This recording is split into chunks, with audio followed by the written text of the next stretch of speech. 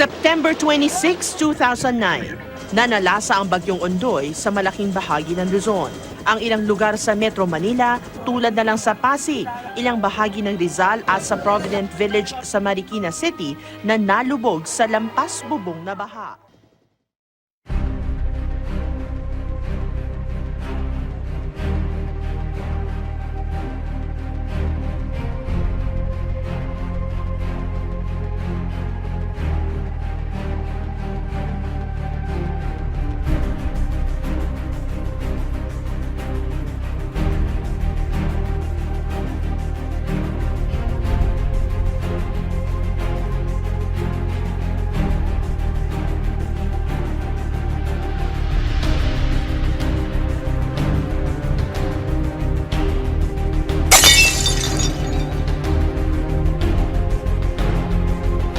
Our planning for the future should include all the mitigation, all the science and the knowledge and the learnings on the mitigation of these kinds of disasters.